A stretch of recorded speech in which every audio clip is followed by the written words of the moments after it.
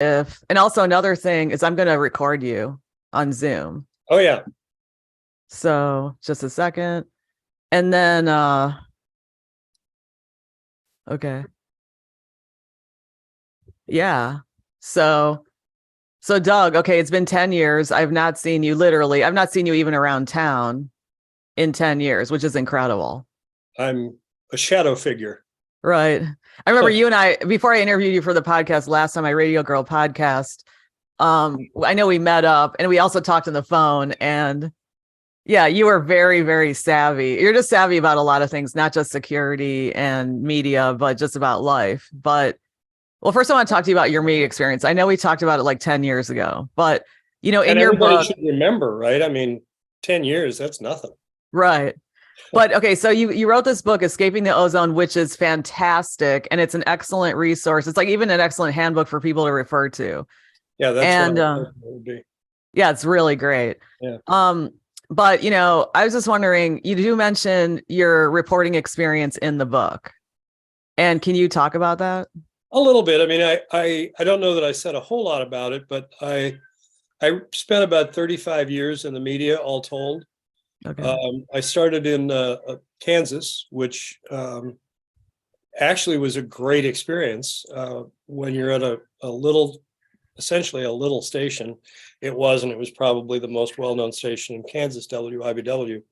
But you start out like that, and anybody in the media knows that you get hands-on for everything at a TV and radio station when you're just starting out in a small market like that. But it gave me a great experience, a jumping off experience. And I did a lot of crime stuff. I did a lot of legislative stuff. Some people nowadays would equate the two. But I got really the best education that anybody could get in law. I had friends who were law professors and lawyers and district attorneys, and it was fascinating. It got me into budgets for the county and the state. So all of those things, really, it's a great education. You really don't get completely in school unless you're in a specific program that leads you into the finer points of reporting, which I ended up in. But I started there, went to Kansas City after a few years, was in Kansas City for a while at KCMO, had great tutelage there. There was a guy that I looked up to as a mentor who was kind of the crime guy, very much like John Drummond here, except he was doing radio. And then by the way, just to interrupt, I did interview John Drummond, the legend, for my podcast and for the INBA. So if people want to listen to that fantastic interview. Yeah. Well, John's he's 92, I think, and he remembers everything. He's got a quick answer for everything. He's just a really smart guy. Mm-hmm. And he's a repository of information about the mob, that's for sure. And a lot of respect for that. People like him, especially, he was on the ground for so long. Oh, absolutely. Yeah. And I had a chance to work with him a few times on different stories, and it was great to watch him do interviews, and his whole presentation was John's a great guy. But I got more experience in Kansas City, decided to get out of the business. I was never going to be a reporter again when I left Kansas City because I was burned out pretty much. And I moved up here and immediately got back into the business. When you're out and they pull you back in. But I ended up going through a program called the Public Affairs Reporting Program at University of Illinois Springfield. Was that with Charlie Wheeler? No, actually, it was with Bill Miller. Bill was the originator. Well, Paul Simon started the program, and then Bill was the original professor in charge of the program for a long time. And he was a longtime Springfield and state government reporter. And then when I had graduated, Charlie took over a couple of years later. And you can't learn from better people than that. They both were experienced on the street. They know the ins and outs of state government, like we know the roads in our hometown. And they really, really gave me a great education on state government. But I also was reporting here at the same time I was doing legislative stuff for WTMX. And at that point, one day I tell the story, one day I was covering a fire that I thought would be good for the morning on WTMX. And I just happened to call WMAQ on kind of a whim, thinking, they're all news all the time. And I figured I'd be able to pitch something to them. And Jim Frank, who was then the news director, was covering a shift that night. And he and I got to talking, and he said, well, call me back tomorrow and I'll see if I can send you out on stuff. And that started me off on probably the best 7 years that anybody who was interested in street reporting could ever have. Mm-hmm. Jim was a great guy, and we lost him too soon. But Cheryl Langston was for a while the program director there. Bonnie Buck, Joe Buck's sister. But it just was it was really an amazing experience to be able to have Chicago kind of at my front door, and to have my pick and choose of any story that I wanted to go out on. And I ended up doing mostly crime and disaster stuff. I ended up going to Columbine a few years later, but I morphed from when WMAQ went off the air. I went to WGN for a couple of years, and it's kind of all a blur, but it's a nice blur. I can remember very fondly a number of the stories that I covered, and not so fondly some of the others. But one of the things that I ended up doing really was talking to victims every day, usually on their worst day, because they would have been the victim of a fire, of a shooting, a crime of some kind, or they would be related to or friends with a victim who had been murdered or involved in some kind of a disaster. So you get a feeling after a while for what victims need, what they have, what they, their desperation sometimes to get back a sense of control that they lost when it was taken away from them in a crime or whatever it might be. So I found that was really one of my causes, was trying to showcase what victims go through when they are victimized. So when the 4th of July happened last year in Highland Park, I had retired from broadcasting, and for about 15 years I had been director of security for a church up here in the suburbs. And I knew I had to go to the shootings, because I wanted to talk to people who had seen them, to see how they had evolved and what the reaction had been, what people were thinking. Because for a long time I had been doing security consulting, and mostly talking to people who didn't know a whole lot about personal security and wanted to know more. Yeah. And I had written a book, this same book, Escaping the Ozone, about 6-7 years ago, for the members of my church. I put it online for anybody that wanted to read it. But is it still online? Well, it's this same book. This is the second edition of that book. And this has been revised and updated based on what I learned from the victims of the July 4th sniper attack. What really was the prompt there was that they really needed help.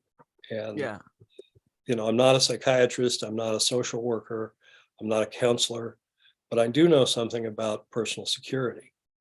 And one of the things, again, I'll say it again, one of the things that victims really want is a sense of control back, a sense of control of their lives.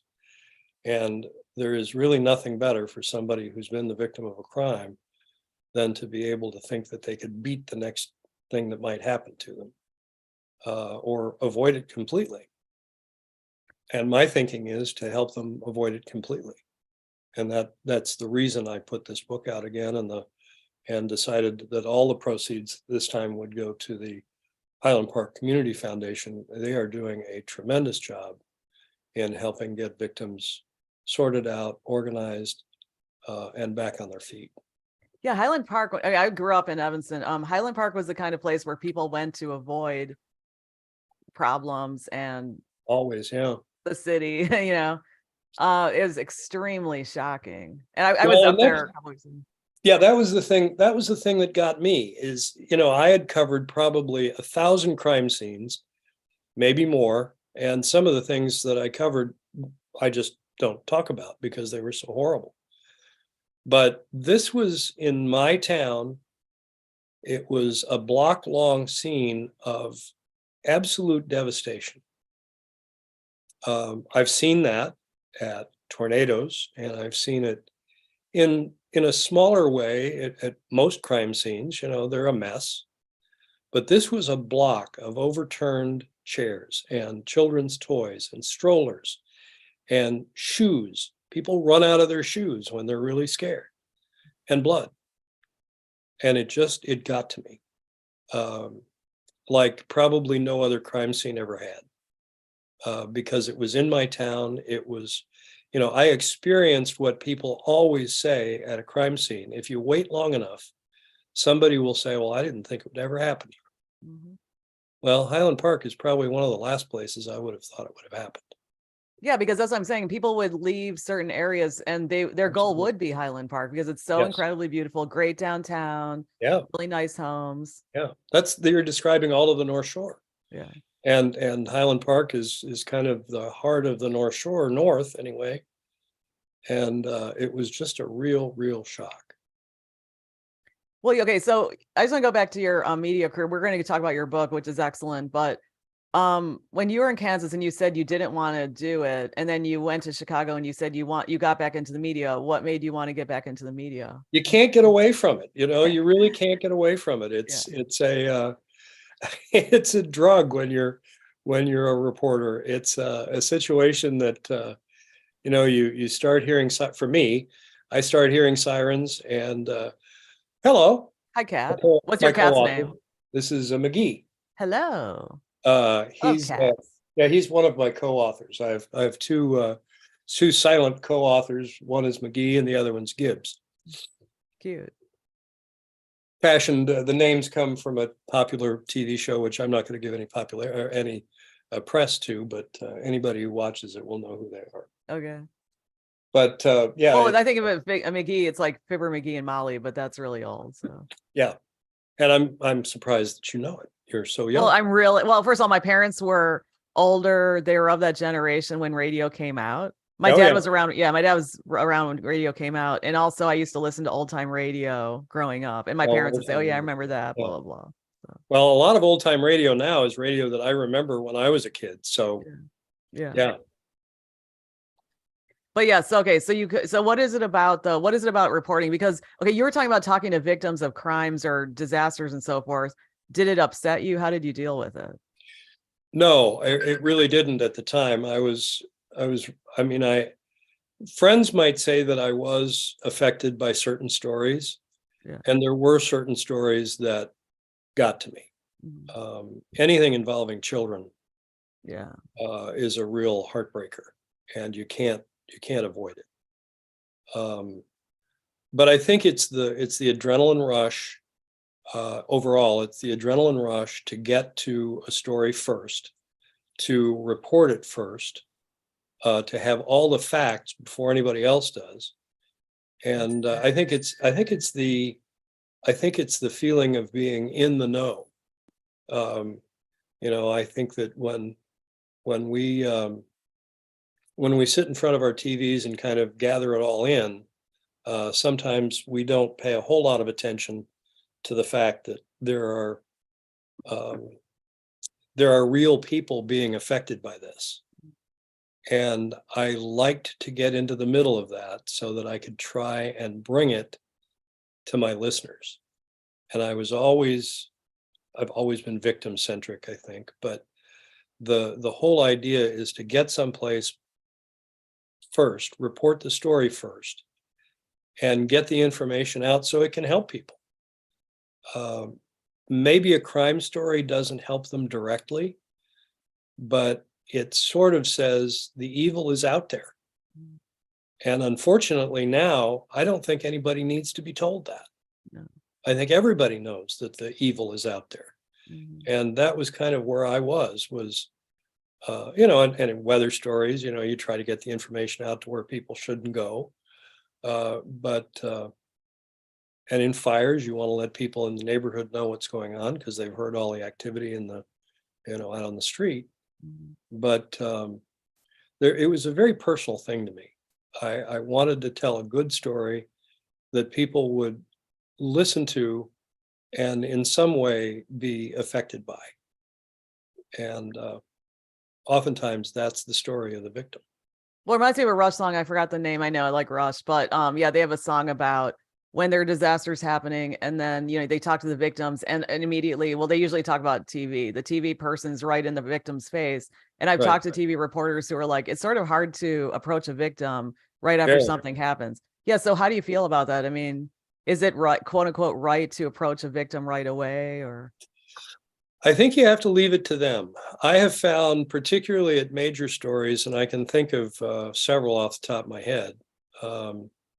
One was the horrible crash of a train and a school bus a number of years ago in Fox River Grove. Another was the Brown's Chicken case. Oh gosh, Um, that's another horrible. another was Columbine. People gravitate to the scene, and oftentimes victims or witnesses will come back and want to tell their story. They want to vent. One of the things that I avoided doing, and I got it crossways with news directors and other reporters about it, is that I would not go immediately to the parents of a kid who had just been killed. Mhm. I think I think that's an invasion of privacy, and I wouldn't want that to be what happened to me. I know there are reporters who watch this who look at it much differently. That's the heart of the story, and you've got to be able to bring it home to people. But one thing I've noticed over the years is that people who do those kinds of interviews, it gets to them when they do it every single day. And I know of one friend who has had treatment for PTSD because of that. And You I mean being a victim, imagine or you mean being the reporter? yes, it very much affected the person, and I think that there are probably, in fact, there are programs, and I brought one of the instructors to a seminar once for the Headline Club, Chicago Headline Club, talking about the effect that covering disasters and fires and crimes eventually can have on a reporter. Mhm. A lot of people, the young reporters, really don't pay a whole lot of attention to that. They're in and out so fast of some of these scenes, but it's a serious problem. And if you leave it go and don't treat it, I talk about it all the time. But if you internalize that kind of thing, after a while, the stress will break you. It may not happen right away. I know other former reporters who deal with it in very different ways, and their lives have been really ripped apart by it. They may not realize that it's PTSD, but after 30 years of dealing with nothing but destruction, that can be a real problem. And Yeah. you can see reporters have the same contact with it as police officers and firefighters. They may not be up close and treating a victim or seeing the immediately walking in on the body of a dead person after a fire, but I've done that. And I know it can be the case with some reporters. And it really, you get a very dark sense of humor to deal with it. And I have a very dark sense of humor and a very cynical attitude. But it's, if you don't deal with it and talk about it, you're not going to be straight with yourself, and it's going to be difficult later on. Well, when you encountered these situations, how did you deal with it? Because you Talked said about it. you were in the media for 30 years or something. Yeah, yeah. And I'd been a cop briefly before that. So I had, my first experience of street crime was as a cop. And small town, Kansas, but it was still fatal car accidents, fatal fires, dealing with victims who had been just absolutely devastated. And, you develop that dark sense of humor. And I have it to this day.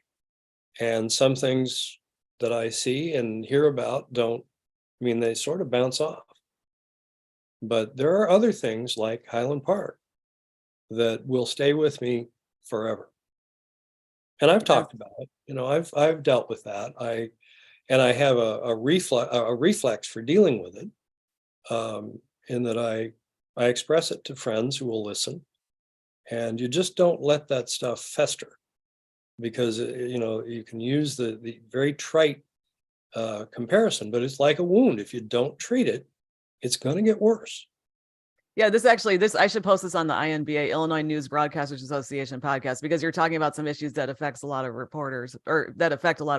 But Well, and I can put you in touch with a couple of people who have been affected and who are probably willing to talk about it. If you want to follow up on that with some kind of an interview, let me know. Yeah, I'd like to do that, because what happened, especially during the pandemic, how I did hear about somebody who had PTSD by witnessing what happened downtown firsthand. Yeah. And I heard about this person, but when the people go through this, though, in the past, it was more limited to the broadcast media. There wasn't the internet. And how do you think the internet has changed that? It's hard to say, because I don't pay a whole lot of attention to the internet. Okay. I think that what happens is, it's not so much, it may be good, it may be bad. It may give people a chance to vent and talk about bad things that they see that have happened, and get it out. I think venting is very important. Yeah. But there's so much stress involved on the internet, and so much sometimes very aggressive interplay, that can be a problem too. Again, I'm not a counselor or a psychologist, but it would make some sense that if you're online arguing and talking about these things every day, that's going to have an effect on you too.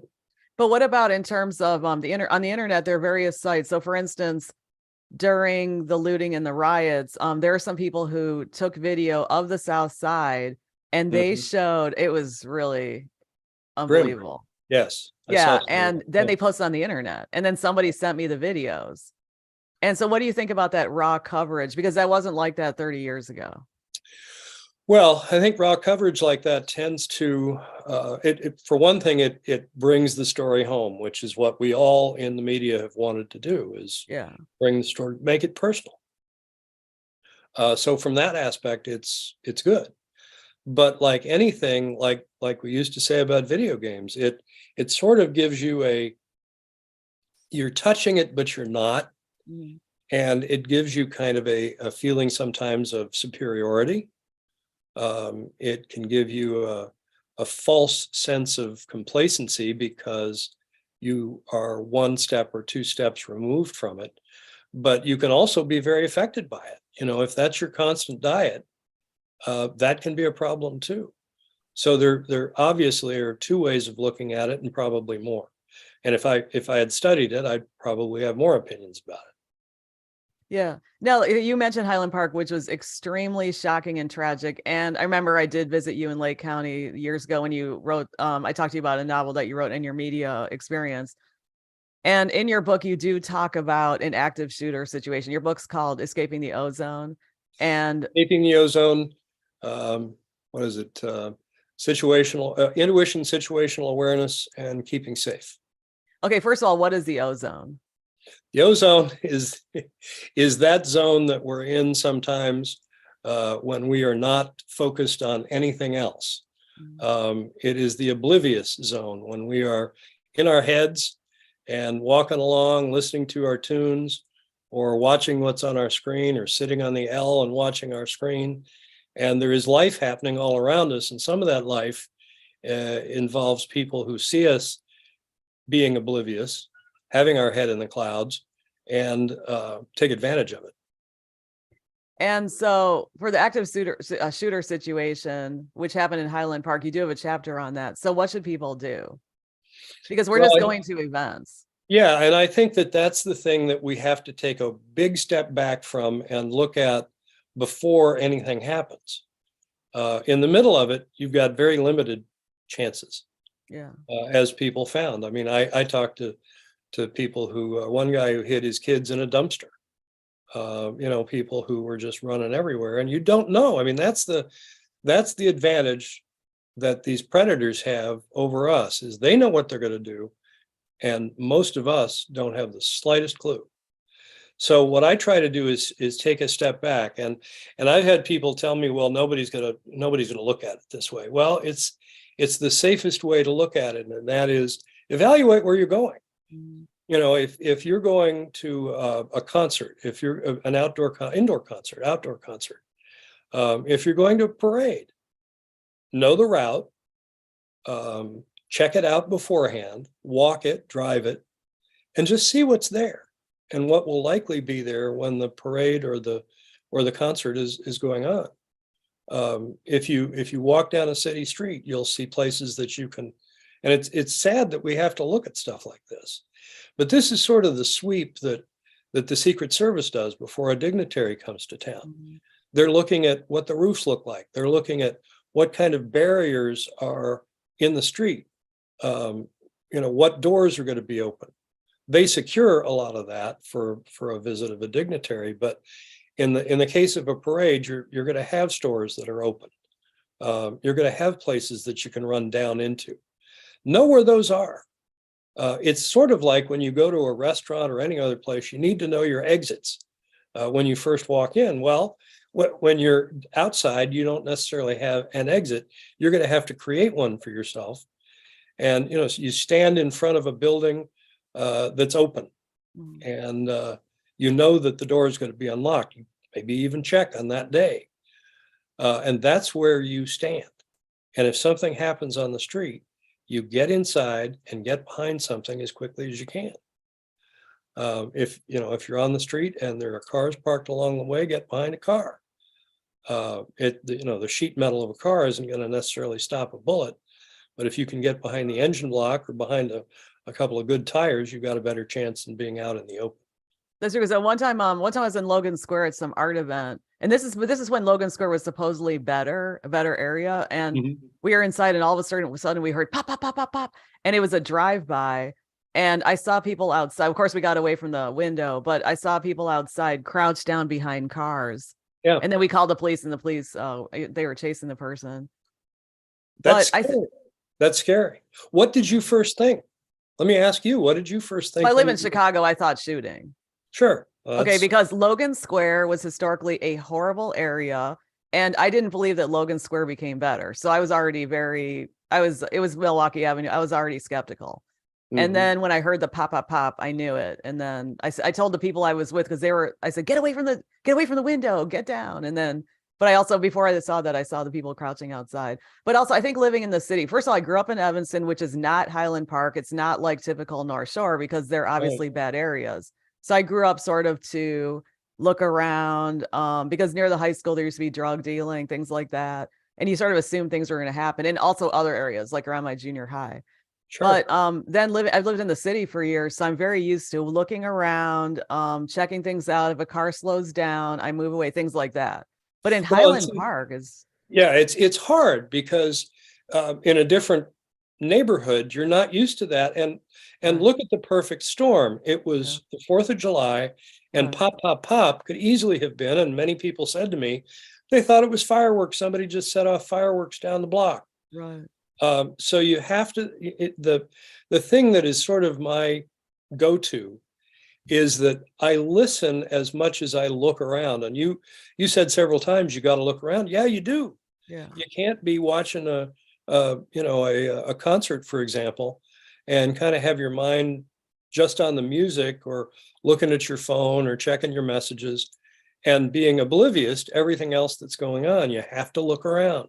But see, what's difficult about that is you enjoy the concert. Sure. So of course you're going to pay attention. Well, and it's going to be a way that you need to train your mind to get off that for just a little bit. Every few minutes, look around, see what's going on around you. I think that The element of surprise is the thing we get that kind of shock effect when something surprising happens. It's called a startle effect. And it takes away a couple of very valuable seconds from your reaction time. I remember listening to a witness last summer who was at Great America and heard shooting, stood there, didn't react. She knew it was shots, but until other people started moving, she didn't move. And that's a critical thing. If you hear what you think is gunfire under any shape or form, if it's on the 4th of July, of course, you're going to be a little distracted by the thought that it's fireworks, but most places you're not going to hear gunfire.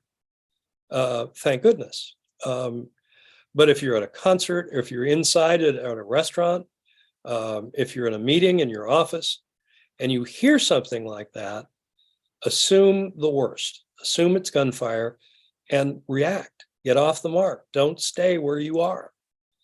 However, you did mention in the book about those clubs, and you said that security sprayed what's it called? Mace. It sprayed mace, and sprayed mace, and then people thought it was poisoning, and they did run, and then people died. And they stacked up behind a door. And the thing what I really recommend is that we know alternatives. Any place you go, you need to know. I know you don't get enough attention. So cute. I love Ken. He wants to be on TV. What can I say? But it's a case really of we need to change our thinking to always think in terms of, and it's a damnable thing that we have to do, really, because we want to get out and enjoy our lives. We don't want to think that we're always under the gun. And I should also say the chances of being victimized by an active shooter are marginal. They really are. The percentages are just not there. But the one time it happens, if you can know what's going on immediately, or even see something beginning to happen and get out, you're going to be ahead of the crowd. And that, street crime is a lot more likely to happen to you than an active shooter. So anything, or even being nearby when there's a domestic, they determined, I think, that one of the shootings recently in California for the Lunar New Year was a man intent on getting his ex-wife. One of the shootings in Texas, a horrible church shooting, was somebody going after their relative, or I think it was maybe his ex-wife too. But the thing is, we can always be aware of what's going on around us. It's not necessarily going to be a negative thing. But it's always a good idea to have your head up. And as John Howell on WLS keeps reminding me, the head on the swivel. You got to be looking around. And you said that you practice it. And I think everybody needs to keep an eye on what's going on around them, and to be listening and watching particularly. The listening is invaluable. We don't want to discount that, because oftentimes you can hear a fight start before anything really happens. What I've been taught to do, and what I try to do, is even if I go into a coffee shop, after a while, you know what the ambient noise level is. That's the noise level that you're used to when you're sitting and relaxing someplace. If that ramps up suddenly, if somebody starts yelling, I was at a drugstore the other day and somebody started yelling. And I immediately moved away from that. Right. And it got a little bit more intense, and I left the store. The old me probably would have stuck around to see if there was a story, but you don't want to get in on other people's business like that. Well, it's true, because yesterday I was walking on Chicago Avenue going west, and at the CTA station, I saw people starting to really argue. It was on the steps, and then I saw people, well, there's a policeman nearby, but people were sort of like checking it out, but also making sure. But okay, speaking of the CTA, how do you stay safe on the CTA? I take the CTA. Nothing's ever happened to me. Then that's good. I mean, also I get off at the car. Like if I see something sketchy, I literally get off and go either way for the next train or go to the next car. And that's exactly what you need to do. There really aren't a lot of places to run except into another car. But I think that the key is that you get away from whatever's happening and you watch to see if it's starting. And sometimes you can see it on a train, sometimes you can't. Sometimes you can see it on a bus. A bus would be even worse. But you have to watch the people who are getting on. And frankly, if you see somebody who looks like they're about to start a fight, you yank the cord and get off if you can. There are some places that you're just going to be trapped. And I don't know what to say about that really, because the old axiom in the personal protection business is if somebody really wants you dead, you're going to get dead because they're going to keep coming. And that's pretty grim. But the way we avoid that is to have a heads up attitude, to not be sitting on the L reading our phones or watching a video or listening to the music and just zoning out. There was a media professional, I saw the story along probably maybe this time last year or sooner, of a guy who got his head broken because he was focused on his phone. Somebody yanked it out of his hands. He got up to give chase and got nailed from behind. So you have to be aware of what's going on. Yeah, I know about you. There's another story too, where this woman was reading, is on the red line going north, I think, or it was on the red line, and she was reading her Kindle, and this guy came up and totally punched her, and she got really injured. But okay, but this is my other question though, because on the CT I noticed, like what I'll do is I'll sort of look around. I'm not on my phone a lot, but I'll look around, and if I see everybody seems okay and they're all looking at their phone, I'll take up my phone and look at it until the next stop. But and just don't get so focused on anything you do out in public. That's the whole key. But what about situations on platforms, on CTA platforms? You got to keep an eye out. That's the thing. And no, there are places that you can run, obviously not straight in front of you if you're standing waiting for a train, but you can dodge down the stairs. If it's starting at the top of the stairs, move as far away from it as you can and get whatever barrier between you that you can. If nothing, lie flat. If somebody's shooting, hopefully that will give you maybe a skosh of protection. But like I say, there are some places that you're out in the open and you're basically naked. What about on a bus? Because I was talking to somebody who used to be because this guy who used to be with the police, he said that buses are safer because he said they can call for help more easily. After whatever's happened has happened or in the middle of whatever's happening, but you're pretty well trapped in a cylindrical object that doesn't have a whole lot of places to hide. Getting down between the seats is the best thing I can suggest. When I'm on a bus, I always try to sit next to the doors. And when I've been on trains, I always try to sit right next to the doors. That can be good and it can be bad. If something happens at the bus stop. But yeah, I mean, you just have to be near an exit whenever you can be, wherever you are. Yeah. Okay. And now react. That's the thing. You've got to be ready to react.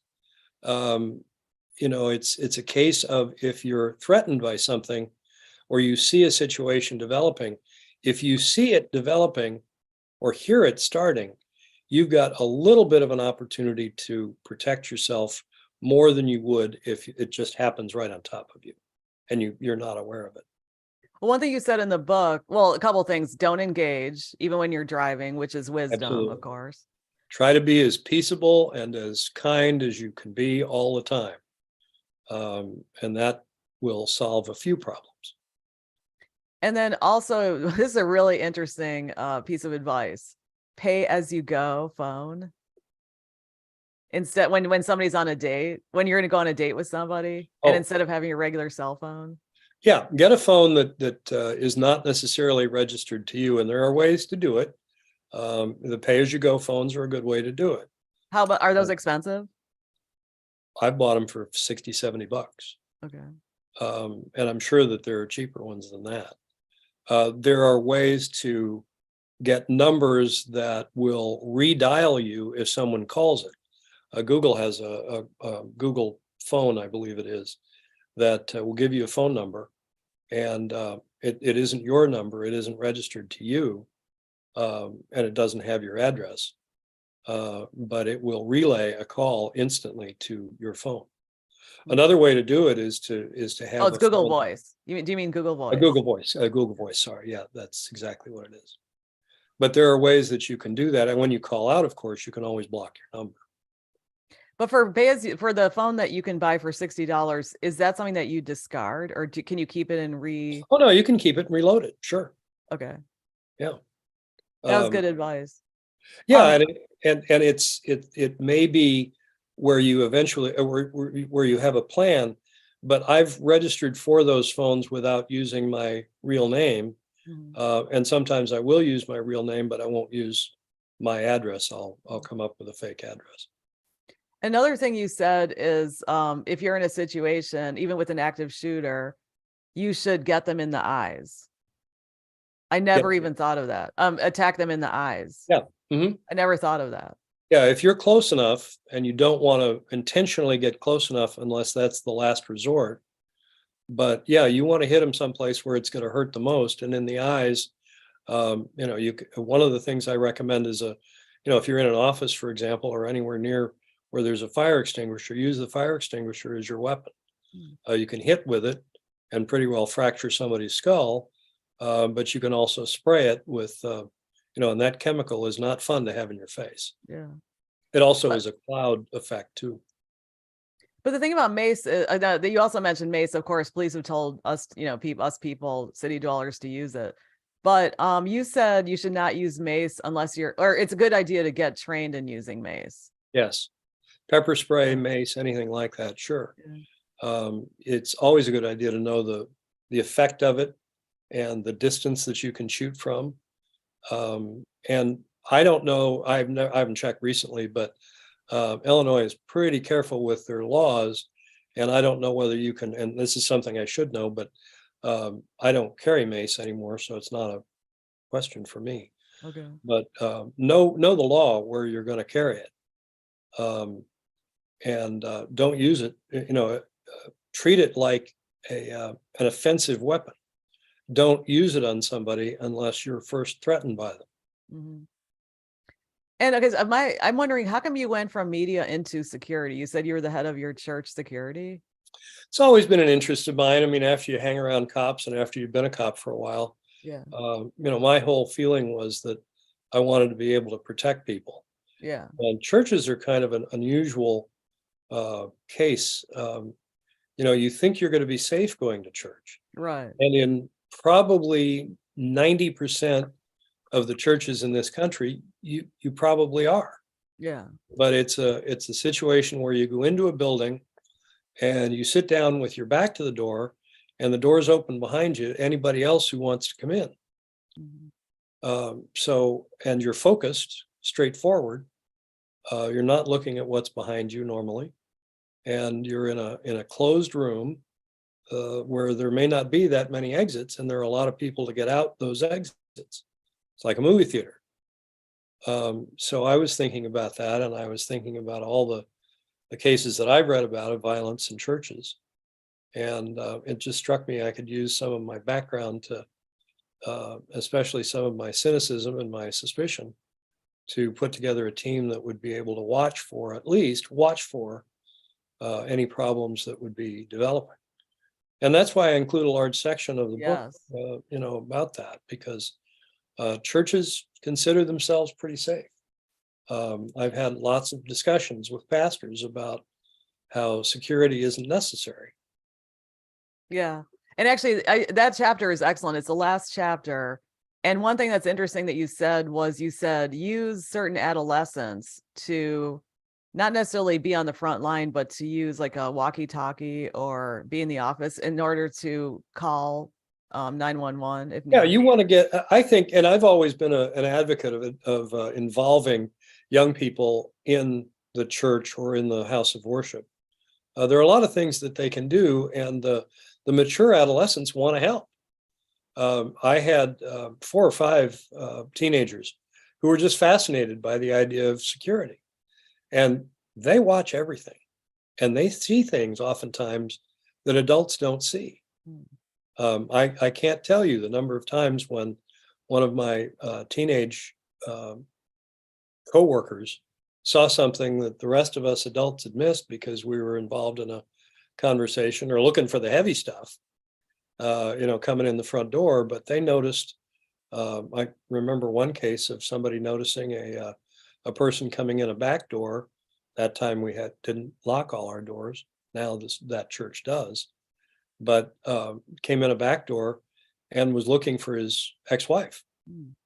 And he was totally a guy that you'd want to keep an eye on. And for the next 3 weeks, we did. But the first person to notice him was a very observant 19 or 20-year-old, 18, 19, 20-year-old, who said he just didn't look right because he'd listened to the training that he'd had. He didn't look right for the environment. He didn't look like he was there to worship. And he kept asking about if anybody had seen his ex-wife.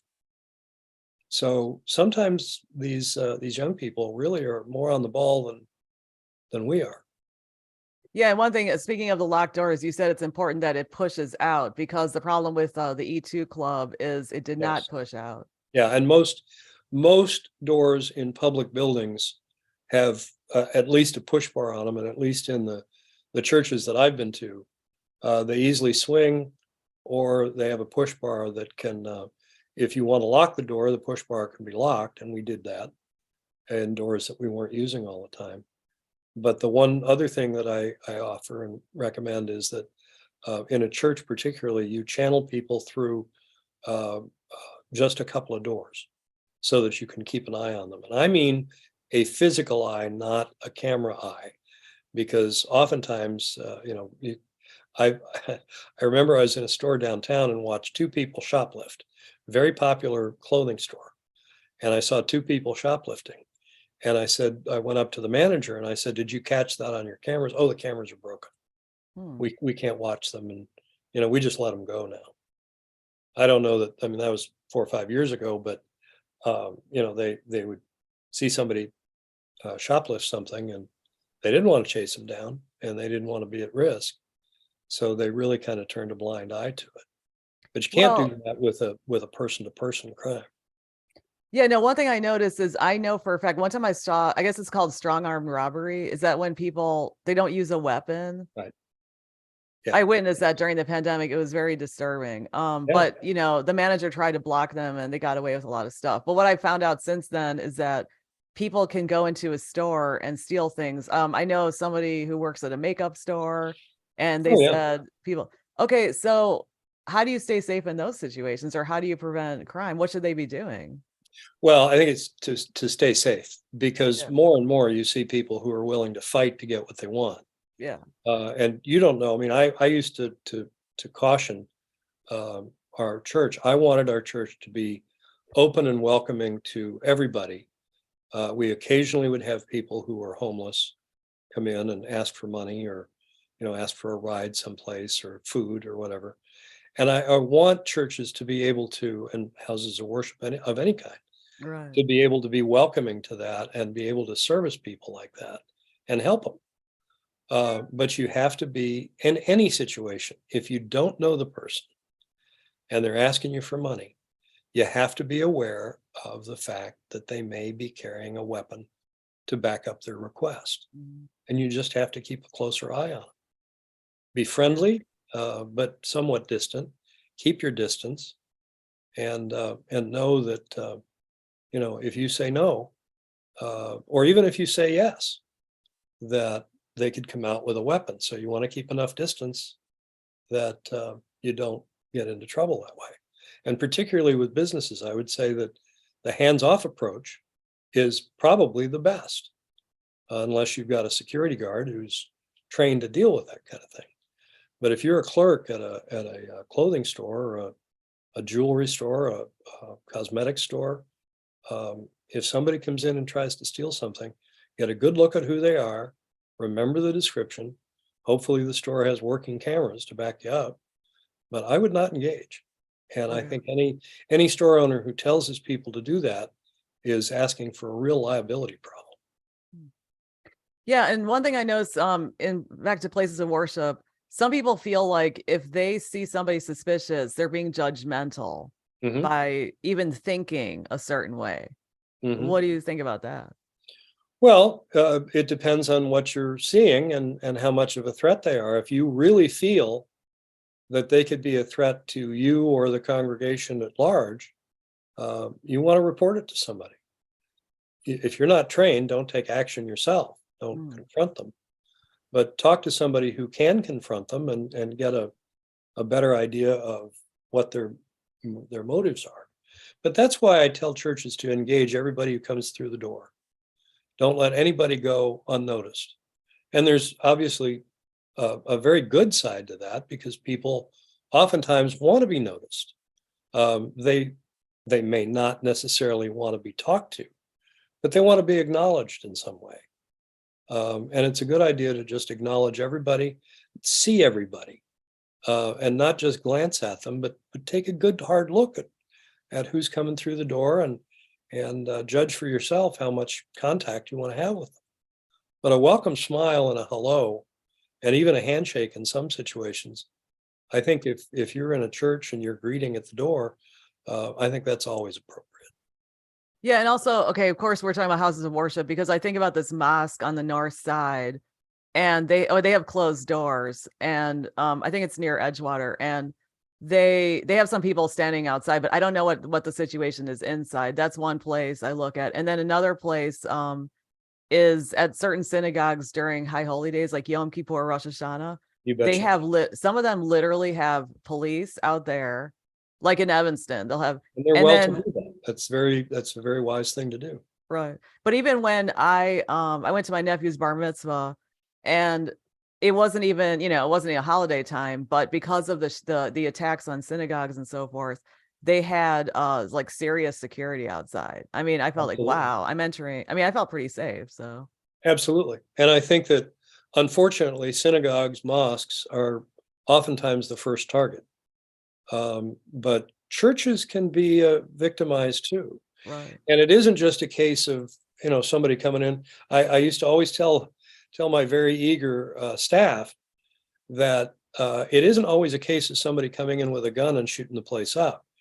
It could very easily be a case of somebody coming in and trying to cause a disturbance Mhm. to be able to get the food or I've encountered that a handful of times where somebody's willing to fight you if you don't give them what they want. And most of the time, what they want is either food or, a couple of dollars to, get where they want to go. Right. But the vast majority of people who come in to a church asking for that really need it. And that's where you have to be really careful and have somebody who is a good judge of character and has kind of a peaceful intent. I always told my guys to be as friendly and welcoming as they could be um, until somebody shows you that they're not worthy of that. They're more looking for an easy hit. Yeah, and the way you break that down in that final chapter. So I just want to say again, it's houses of worship really, because you have a really good plan from top to bottom. And that's, I mean, just getting the book just for that chapter is worth it. But okay, of course, there's a more popular aspect of safety because I just heard a total nightmare story about somebody who met somebody on a dating app. It was like super scary. You give some really Oh, good advice for that. Okay, so what advice do you have for that? well, I think the key is to be as obscure as you can be Yeah. initially. You don't want to talk about where you live. If you have kids, you don't want to talk about where you work. You don't want to give away a whole lot. And I think that the pushier the people, the more the red flag goes up. Yeah. It's a tough way to meet somebody. And back in the day, I was there too. Fortunately, for a number of years, I have not been engaged in that, but I've talked to many people who are, and there are some very sketchy sites where you just have to be real careful what you tell people. And if you arrange to meet, you want to arrange to meet in a public place. You don't want to have somebody pick you up at your front door. That may be the way you grew up and the way you were taught, but it doesn't work nowadays. And I think anybody who's at a dating age nowadays would realize that there are more pitfalls on the initial first date than there ever were back in the old days when your parents were dating. But people don't meet at church socials that much anymore. It is the online stuff, and you need to know what online service you're using, and frankly, why you're there. Are you there to meet a mate who will be your friend and your companion forever, or are you looking for a hookup? And you can get in trouble either way, but as long as your objectives are clear, you know what the level of danger could be that you're facing. And it's terrible to have to say the level of danger on a date, but as you indicated, it can be a very scary experience if you don't evaluate who you're going to be spending time with. Yeah, so that's where the burner phone comes in, which is excellent advice. Another thing that a lot of people do, which the show Catfish really talks about that people should do, is if you meet somebody, you should do an online search of them to see who they really are. I don't know why people today don't do that, because we have the internet. I tell a story in Escaping the Ozone, which is absolutely true, of a friend of mine who was an attorney and a real estate person. She was involved in commercial real estate, and she was dating on a number of different services. And she met a guy who she thought was great. He had a great story to tell. He said that he'd been a practicing attorney for a long time, but he'd given that up, and that he was into real estate now, investments. She just really sounded good. But he started to come on a little strong, and my friend is nothing if not a suspicious, cynical person, somewhat like I am. And she decided to run just a Google check on him. And she found out that this guy that she actually had met and spent time with and had over for a night was not single. He had a family he was going home to. And he hadn't given up his law license. He was forced to, that he'd been involved in an embezzlement, I believe it was, and had done some time behind bars. And in the process had lost his law license. So essentially, about 90% of the great story that he spun was false. And there are an awful lot of people out there who can tell a really good story, and have you believing anything. But one of the things that I always tell people is listen long enough, and liars usually reveal themselves. If you listen closely enough and long enough to what people are saying, you'll find inconsistencies in their stories, and eventually there will be enough there to peel back. But I would always do an internet search. I would always look at the name of the person and try to dig up as much as you can. And I'm more obviously visible online now. And if you look hard enough, you can find my address. May not even take that much. But back when I was dating online 30, 40 years ago, maybe 25 years ago,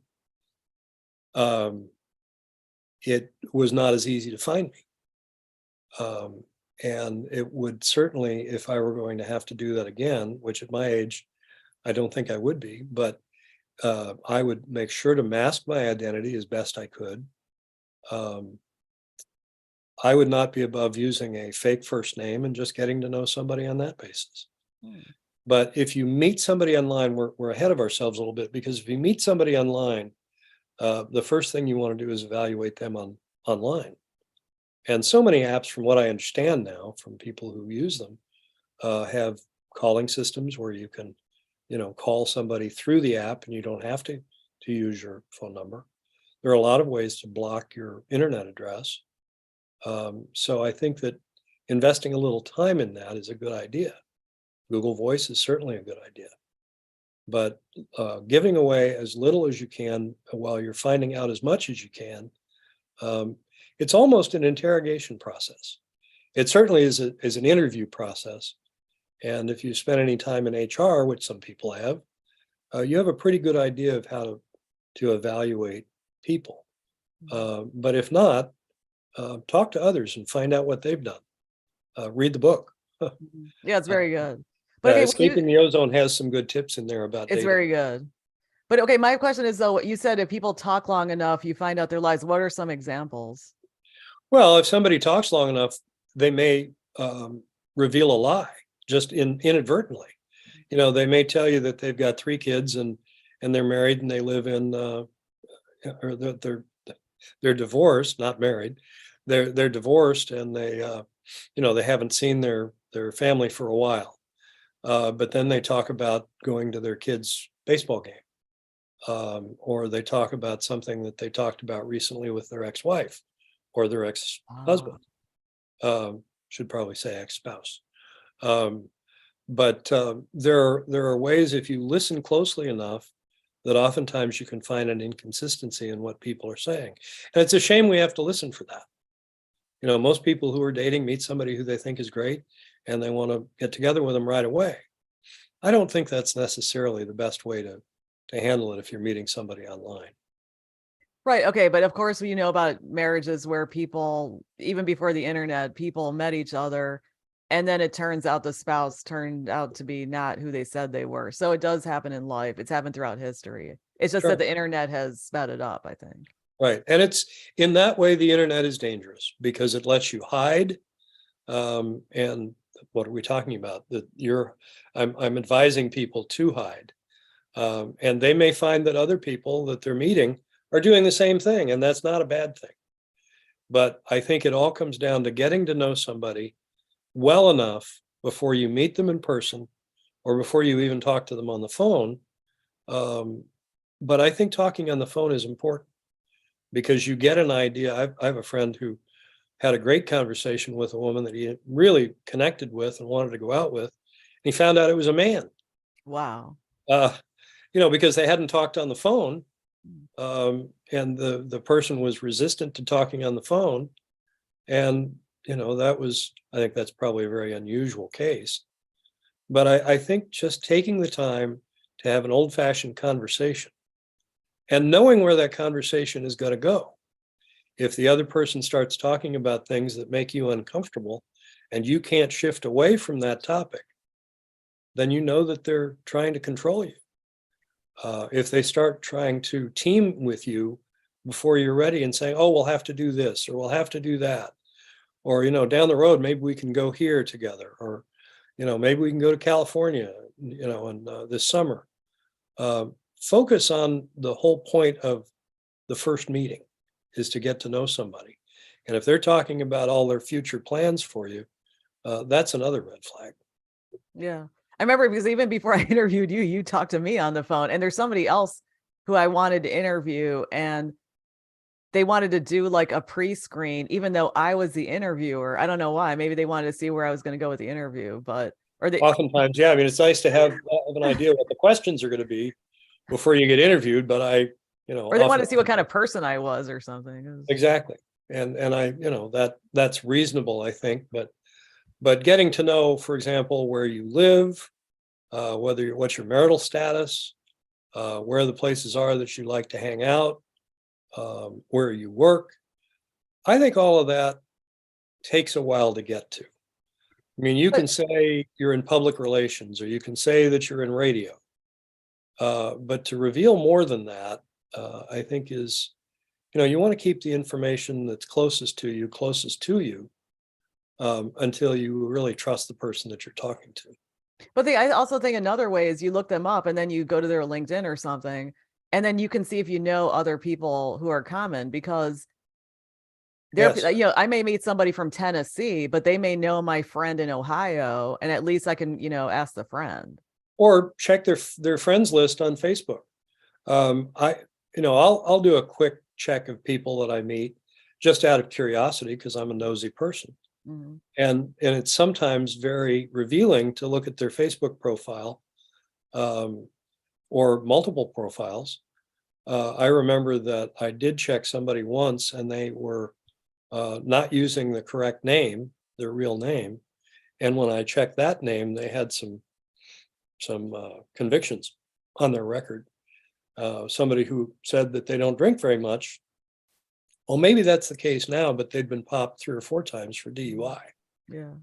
So it's a good idea to do that as much background check as you can. Do your due diligence as you would if you were researching a job, for example, or talking to a job applicant. Yeah, because what I do, I told this person somebody told me about the most nightmarish, like I said, the most nightmarish dating situation they encountered recently. And then I told them about doing an online search. And one example I gave was, let's say I meet somebody and they're being sort of vague. Yeah. I'm going to do an online search because, like, why are you being vague? We're meeting each other. Sure. And one time I really uncovered somebody who had nothing against them. But I think they had a teen record. You know, they overcame stuff because I was like, Sure. oh, why'd you come to Chicago? And it turns out, I think they went through a program and they were starting over here, but they didn't come out with that. So I thought, Right. if you're not so vague, you won't force me to look you up. So, Well, and the older you are, when you're dating, you know, in your 40s or your 50s, yeah, you look at stuff that somebody did when they were 20, and you know, you give them a little bit of room to say that, you know, yeah, I was stealing cars when I was 19 and 20, but you know, now I'm a lawyer and I don't, you know, I don't do that kind of thing anymore. So you give people room to change. right. But the things that you want to watch for are people who are controlling. They always want to control the conversation. And what kind of conversation do they want to have? Do they want to have a nice conversation about the bands they like or what's on TV or the movies they've seen? Or do they want to talk about sex? You know, or do they want to talk about all the drugs that they do? You know, or the risky situations that they've gotten themselves into. You know, more than once I've talked to people who say, well, yeah, I drink a little bit. And then you find out when you really talk to them that, well, yeah, they'd do coke if it was handed to them. Wow. You know, and that's, you really, after a while, you have to become a good judge of people. And how do you do that? Well, it's by getting to know people and having conversations and being well read and knowing what, for example, I recently talked to somebody who'd been married to a narcissist for a number of years. And it's a good idea to read up on things like that. You know, there are a lot of books out there on aberrant behavior, and some of them will give you a clue. I have in college, I had a good friend, and I talk about this in the book, who met a guy that we all thought was great. And he worked for the local prosecutor. He was an intern at the prosecutor's office. He was in law school. And we just thought he was the life of the party. He was a great guy. And all of a sudden, pretty soon, we started not seeing that couple around. They used to be very active, and then all of a sudden they were more closed in on themselves. And we didn't see her a whole lot. And then we found out that they had gotten engaged, and her excuse was, well, you know, I'm getting ready for the wedding and I don't really have time. But you also, wherever you saw her, you saw him. And even out shopping, you know, going to class, he'd always be there to meet her when she came out of class. So they got married, and it was all happy and flowers and everything. And the first night they were married, on their wedding night, he threw her down a flight of stairs. And she later told us that that had been a problem, that he had been violent, that he had been controlling, that he'd tried to separate her from her family, that it was, you know, really what we, looking at it from the outside, would call a nightmare, because he was trying to isolate her. And that's what a lot of people do. And women do it like men do.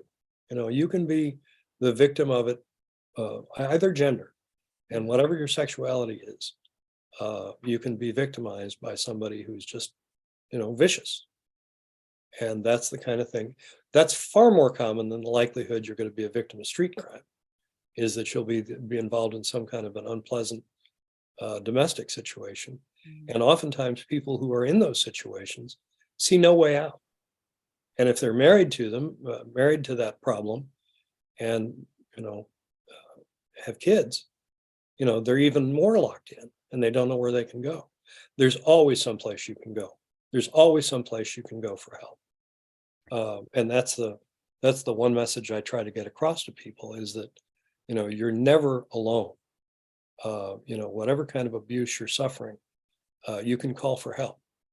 Or you can let somebody know that this is a situation that you're in that's potentially dangerous. Yeah. There's And always a way. There's always a way. yeah, that's true. And I know we're harshing everybody's mellow because we're talking about all these negative things. One thing I noticed is like, I lived in Japan. It was so safe there. I'm sure it still Yeah. is. I went there many years ago, and Mhm. it was so great to just go everywhere and not feel danger like in the US. Mhm. Because the things I used to take for granted that were dysfunctional in the US, I came back and I thought, yeah, this is disgusting. But sometimes I feel like it's not fair that we live in such a society. Well, we are the society that we've created for ourselves, and we can all get away. There are plenty of places to get away. There are plenty of places that at least outwardly are safe. But again, I think that you never give up the little thought in the back of your head that you need to watch where you're going and where you are. Yeah. If there's nothing else that I can ever get across to people, it's to be more alert to your surroundings. And our intuition is great. And a lot of people will say, I just didn't get into that because I had this feeling. Well, you can't have that feeling if you're not on some level alert to what's going on around you. You meet somebody and you get a feeling that they're not right. Well, that's tripped your intuition, and something on some level has talked to you. But if you're riding on the L with your face buried in your phone and your headphones on, you're cutting off 3 avenues to your intuition, and you're blocking it. And you will never have an intuition, a feeling of wrongness until it's right on top of you most of the time. Yeah, I never wear earbuds. There was a period of time, I think I wore them for 1 month. It was many years ago. And I thought, no, what am I doing? Because I want to be aware. And even on the L, everywhere. Because some people, what they'll do is they'll exit a building in the city and automatically they'll put their earbuds in. And I want to say to them, what are you doing? You're in a city. You have to be careful. Oh, I frankly, I regularly, every time, everywhere I go, even in the suburbs, I see people talking to themselves. And in the old days, the very old days, that would have been probably somebody who's on a surveillance talking into a hidden microphone. Mm-hmm. But nowadays, everybody has a hidden microphone. They've got it in their ears. Yeah. And they're talking to people and not paying a darn bit of attention to what's going on around them. Mm-hmm. I see that so much up here in the suburbs. Mm. And that's, 9 times out of 10, you're absolutely fine. But it's going to be that one time that you're surprised and somebody comes up and hits you across the face and takes your wallet. Mm-hmm. It's not going to be pleasant. Right. I was thinking one of the places that we can assume that we're safe is at home. And a lot of people, even when they're at home, are alert to what's going on outside. Or before they step out, they're looking out a window to see what's going on. But another place that you'd think that you'd be safe would be in an airline terminal behind security. You can pretty well figure nobody's carrying a gun. But I saw a domestic dispute start at the airport, and it got really nasty. And they were going over chairs and everything else. And that's just an indication, even behind security, you can always have somebody hit you with a fist or a chair, as the case happened in that particular situation. At home, I cite an instance in Escaping the Ozone of, and this was a horrible, horrible case. But a friend of mine, her mom, was known in the neighborhood. She had a lot of friends in the neighborhood, and she tried to befriend older people. And she had an older neighbor who she hadn't seen for a day, and usually she'd see her coming out to pick up a paper or going out or whatever. And she saw a strange car in their driveway. And she happened to be having coffee with another couple, an older couple. And she said, well, Elaine is, she hasn't been out and I don't recognize that car. Let's go over and see if she's okay. Well, the 3 of them walked into a home invasion. And Elaine, their friend, was dead. The home invaders had killed her. The home invader then kidnapped my friend's mom and her 2 elderly friends and took them out in the country, intending to kill them because they were witnesses. My friend's mom was a quick talker. She was married to a shrink. She knew people very well, and she knew how people think. And she was able to convince him that the first person that he killed in the house wasn't dead, and he should go back and check on her. And if he could get an ambulance or something, that he wouldn't have a problem. And he believed her until his accomplice, halfway back to the house, told him, no, she's lying to you. And at that point, my friend's mom had taken off looking for help. They were way out in the country. The elderly couple she was with hid.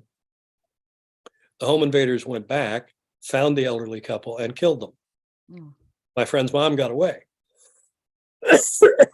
Now that's where checking on your neighbors can get you in trouble.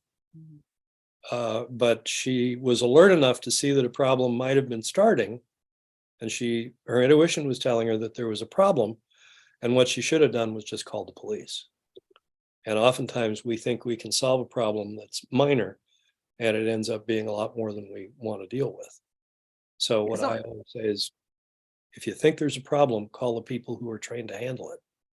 Yeah, because sometimes that's what's scary about the suburbs and small towns. Because in the city, you sort of like I work on the south side, and of course, like, okay, there's gangbanger, there's police, there's this, there's a, and I sort of know. I mean, I'm not saying I know everything, but you're sort of aware that people are messed up. But in the suburbs and small towns, everything has an appearance of stability, and I think, oh my gosh, something's going to erupt, and we're all going to die. You know, I even put my, the club, for I use the club every single place I go. I don't care if I'm in like Winnetka, I still use it. Sure, not a bad idea. It locks your car down. Yeah. And I think it's a good idea. I think anything that you can do to protect your valuables is good. One of the tiny things that became evident to me, when I was a cop and I worked vice for a while, we would do stupidity checks of the cars in the parking lots of the clubs, because oftentimes we'd roll up on a car parked next to us, and you'd look inside, and there'd be, evidence of drug use, and it's an immediate bust if you can pop them for that. So we'd always do stupidity checks, and one of the stupid things that I kept noticing was, and I had noticed it in almost every car we would check, is that there was either a purse on the seat, or somebody's ID, their address was showing on an envelope that was sitting on the deck or on the seat. So I went through a parking lot before I gave a presentation a couple of years ago, security presentation, and I noticed that there were half a dozen cars that were set up like that. Somebody had their purse. It was on the floor, but it was visible. And no, the car wasn't locked. I found a car with the keys in it, not running. And I found a number of cases where people had left packages with their address showing. Well, what's that tell a potential thief? That the person is here, not at home. It's during the day. They're probably in the store for a while. Maybe if I zip over to their house, I can get in without anybody knowing. Or if it's if it's somebody who's targeting someone for an assault, they know where they live. So there are a lot of little tricks that you can do that are just everyday kinds of things. Cover up your address if you get out of the car. Don't leave your purse in the car. Don't leave your wallet. Don't leave your keys. Don't leave your kid in the back seat in his car seat for even 2 minutes if you got to run into the post office. Yeah. I say that, and you think that it's intuitive, but I see it almost every time I'm out. Not in this weather, fortunately. But it's those kinds of things. If you're giving your car to a guy to park it for you, a parking attendant, give them only the car key. Don't give them a ring of keys with your house key on it. Making wax impressions is kind of old school, but it can be done, and that they then have a key to your house. And one of the things that I've heard of recently is that they'll get into a car and call up the GPS for whatever home location is set on the GPS, and that way they know where you live. So what I do is that my home location is the local police department. That's the address of my home. And if they want to look and go there when I'm out at a party or something like that, they're going to drive right into the parking lot of the police station. Yeah, so, I remember. Don't leave stuff evident in your car. It's just not a good idea. Yeah, I remember a while ago. I think it might still be happening. There'd be people who came from other states and drove up to like Wilmette or wherever, probably where they can get off the expressway, and then they'd go through parking lots and they'd see which cars were open and just steal stuff. Yeah, absolutely. There are gangs of people, and we face it in the suburbs all the time, even though the police department may not be as forthcoming with the information. Right. But there are car burglaries virtually every night someplace in the suburbs. And it's because people leave their cars open, sitting in their driveways. And they leave stuff in their car that is, and I'm guilty. I did it a few years ago myself. I was tired. I was coming in from a story. I left some recording equipment, a pair of glasses, a good tape recorder, and one of my backup phones in the car, and was in the driveway. Didn't lock the car. I'm really lucky that I didn't leave the trunk open because I was that tired. Came out the next morning, everything in the car was gone, even the change out of my little change collector in the suburbs, in my driveway. Okay. Yeah. Wow. And that actually was probably the genesis of my first book, my first safety book. That was part of it because I'd just been a victim myself. It doesn't feel good. No. And you can have all the cameras and everything you want, but if they sneak up on the blind side of the car, get in and get your stuff, they can even get your car. There are a lot of ways that people are stealing cars now, and with keys that they've had done because they know the manufacturer's warranty number. That can be done. The fobs can be duplicated. So these people who want to steal from you will probably know a way they can do it. Well, what about carjackings? Those are terrifying because yesterday I was in traffic on the Stevenson. I thought, okay, if somebody carjacked me, I can't resist. I can't drive anywhere. I'm stuck in traffic. Right. And that's been news. So what do people do? That's a big problem. And you are a victim because you're oftentimes stuck in the middle of traffic and there's no way to get out. I always try to leave at least a car length in front of me when I stop. It irritates the people behind me. Right. But I always try to leave room in front of me, a little wiggle room to where I can scoot out, even if I have to drive into traffic or up over the sidewalk. If you're in a narrow street, you got traffic both ways, snow, cars parked on either side. It's definitely a problem. Mm-hmm. And the thing that I would always say about that is your stuff is not your life. If you have to give up your car because somebody's pointing a gun at your face, do it. But don't get in that situation in the first place. Stay on wider streets if you can. Wider streets. Don't pull up all the way behind a car that's in front of you. Give yourself enough room that you can get out if you need to. Always have room to drive around the car in front of you if you can. Don't get into a situation where you're packed into trouble or packed into traffic if you can avoid it. And in Chicago at rush hour, that's a tough task. If you're coming in from the suburbs into the city, there's plenty of public transportation. And it's a lot cheaper probably than buying gas. Yeah, I mean, people can take the metro, which is fine. Sure. And even the L. I mean, the Metro L gets to a the bad L, rap. absolutely. Yeah. Make the switch at Howard Street if you can. Or the L gets a bad rap because we hear all these stories about the CTA and people who've taken the CTA, they'll say, oh, I saw this and I saw that. And I'm thinking, well, if more people were taking it, these people probably wouldn't be so emboldened to do all these things. Well, if you've got a crowded car, there's not going to be a whole lot of room to do it in either, and a lot more witnesses. I think a lot of these crimes, and don't check me on this because I could be completely wrong, but the best environment is where you're alone or almost alone, and your predator is not going to be seen by so many people. Mm. But yeah, carjacking is tough, and you have to plan your route, know where you're going to get into a squeeze situation, and try to avoid that. Don't ever sit in your car and leave it run. Mm. If you're going someplace, go park, get out, and go in. When you come out, get in and leave. Even in a parking garage, get in and leave. Lock the doors and leave. Mm-hmm. Don't sit. One of the things that I tell people is once you go to an ATM, get in your car and leave. Don't sit there counting your money. Yeah, that's just not. There's no situation where that's wise. I remember I was at an ATM in the middle of the night. Again, I was tired and not thinking, and got the scare of my life when somebody came up and knocked on the window when I had my head down doing something else. It wasn't a robbery. It was a guy who was impatient to get to the ATM, but It could have been a guy with a gun. Well, another great piece of advice I heard many, many years ago, which I do now, is when you exit a shop, a store like Jewel or whatever, and you should do a survey of the entire parking lot You and bet. keep looking around when you get back. Because some people have been surprised and robbed or something. Well, I think it goes back to knowing your surroundings.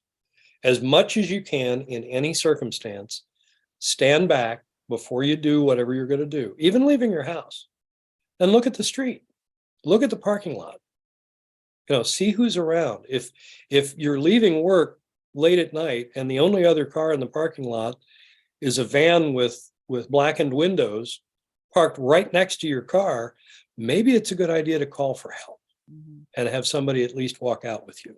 Yeah. Those are the kinds of things that a lot of people don't notice, that you really need to be heads up to catch. I remember a situation where a friend of mine in the media walked out of a drive-in restaurant, fast food place in the city, went in, he was really hungry, had his mouth ready for this burger, and he turned around, walked right back out, got in his car and left. And I talked about it. I talk about it in the book because I asked him, afterward, what scared you off? And he said, well, the people just didn't look right. The people behind the counter had kind of frozen expressions, and the people standing in front just looked like they weren't right. And the place was robbed a couple of minutes after he left. So again, be aware of your surroundings. That is the key to almost any kind of personal security that you can imagine, is always keep your eyes open and don't block your intuition. The minute you're focused on something else is when something bad is going to happen to you. Yeah. I don't know a whole lot of people who said that they walked into a situation and saw a guy with a gun and knew it was going to happen and didn't react. 9 times out of 10, you can see, in street crime particularly, you can see it starting. Yeah. You can see that there's a problem. And don't go where trouble is. If you know a neighborhood's bad, don't drive there in the middle of the night. Right. And for God's sake, don't buy a gun unless you know what you're doing with it. Yeah, and you have a section of that. Yeah. Yeah, it's more dangerous to you. I've talked to more people who are afraid of crime, who want to just go out and buy a gun and get licensed and be able to carry it. And I've been in classes and taught classes with people who think that they're going to carry a gun into the mall and shoot up the next mall shooter. And it's not that easy. I always say to people, if they're buying a gun for self-defense, what are you defending against and how far are you prepared to go? The gun is a great tool. I have nothing against guns, but in the wrong hands, and they could be your hands if you don't know what you're doing with it. First of all, you're not going to know how to react. Your training is key. And how do you get trained to do something, but you do it over and over and over again until it's repetitive, until you know exactly how you're going to react. And going to the range with a handgun twice a week or once a week or once a month, you'll learn how to shoot at a piece of paper. Well, very few people have been attacked by pieces of paper. You need to know how to react to a situation like that. Take a class. There are hundreds of self-defense classes that teach interactively. They don't just put you in front of a target. They teach you how to respond in a force on force, is what they call it, situation. But don't buy a gun and just throw it under your bed. That's crazy. Or leave it in the car. It'll get stolen 9 times out of 10. And don't carry it unless you know how to use it. And really know how to use it and are prepared to kill somebody who's coming after you. Yeah. And one thing you mentioned in that section of your book is the media reaction to what you're doing. Are you prepared to defend yourself in the media? Can you talk about that? Absolutely. And then pretty soon I'm going to have to go. But okay. The thing that people don't think about, because they're even young people who didn't grow up like I did on Westerns and detective shows, they grow up with these movies where force is always met with superior force. And the good guy is always able to draw a gun or a laser or, whatever, and overcome the force that is coming at them, or a lightsaber. And we don't think about the practical use of whatever weapon it is that we're using to protect ourselves. As I said, guns are great tools, but that's what they are. They're tools, and tools don't act by themselves. And if you don't know what you're doing, here's what'll happen. You get into a shooting situation. It's questionable. Either the guy that comes after you didn't have a gun, or he did, but you shot and killed him. And it's a situation where you are now the aggressor. And you're always going to be seen as the aggressor. You're going to be, first of all, you're going to be questioned by the police at the scene if you're smart enough to put your gun down when they arrive, before they arrive. Some aren't. You're going to be questioned about your motives. You're going to be questioned about what you were thinking about. Mostly the police are going to be looking to see if you were a victim or you were the aggressor. And you are the aggressor, considered to be the aggressor, until you can prove otherwise. You can have your day in court, but you still have to prove what you were doing and that what you're doing was reasonable. And if there's any question of that, you'll end up in prison. But, and there have been plenty of stories like that of people that defend themselves and then end up having to defend themselves again in court. So you have to know that it's a threat. You have to verbally say it's a threat. I'm scared. And you have to be scared. But you're going to be probably detained at the scene. If you're lucky, that's as far as it'll go. They'll take your gun, but they'll probably handcuff you and take you to jail. And you'll need to get a lawyer. There's expense number one. There are insurance policies that you can get with some of the gun organizations that will pay for your lawyer. Okay, so you've got a lawyer. Already you are going to end up having an expense, whether they're paying for the lawyer or not. But as you said, then there's the court of public opinion. And you're going to end up probably at some point facing a judge. And any of those appearances, especially in a gun crime, especially in Chicago, is going to be watched by the media. And particularly if it's a questionable scenario involving race, or a difference in the person from the victim. Somebody's wealthier than the attacker or whatever. The media are going to seize on gun cases. And the bigger the case it is, the more media attention there's going to be. You're going to have your face splashed all over at least local TV, or at least in the paper. There's going to be a story about you. Your boss may not like the fact that you just killed somebody, and you may lose your job. And then the victim or the victim's family may sue you, and you'll lose everything else. And you may get convicted because your story is just not that good. You pulled the gun before you should. And these are the kinds of things that you can only learn if you practice, if you go to a class, if you have the proper training, not just shooting at paper targets, but putting you in situations where you have to decide, is it right for me to shoot or not? And that's the only kind of training that's any good. And if you don't practice all the time, why do you think people on SWAT teams are on SWAT teams? Because they practice all the time. Most of the professional police agencies have requirements for regular retraining on handguns, even more so now. And some of that training is incredibly involved. Talk to Secret Service agents, see what they had to go through. There are many scenarios that they have to face. Because if you're protecting the president and you shoot an assailant and that bullet goes wide, you hit a little kid in the face. There's no getting over that. Mm-hmm. I've talked to police who've done that, and there is no getting over that. And if you're a civilian, it's even worse. Yeah, I have seen Secret Service in my neighborhood because I live near hotels where, like, when Biden was vice president, he used to come around here, and there were like Secret Service around the perimeter and so forth. They wouldn't even let me enter my own garage. But or the police wouldn't. Okay, so you don't have time to discuss verbal judo because that was really It's good. intriguing. Essentially, it's the art of being able to, and that's the last thing I'll say is it's the art of being able to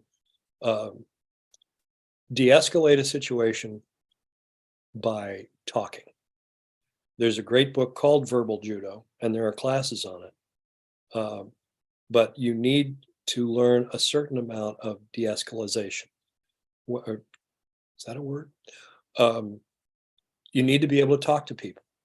And that just starts with being able to talk to people and have a conversation, and not being aggressive, being as passive as you can be, but being ready to respond too. But Do verbal you know how judo, to do you know how to do that verbal judo? I know how to talk to people. I've never had a class. I've de-escalated situations when I was a cop and as a reporter that could have gotten really nasty. People don't like reporters in every situation. And if you're walking into them, their neighborhood or their face, getting in their face on a really bad day, you're liable to get punched out. And you got to be able to talk to people and be non-threatening.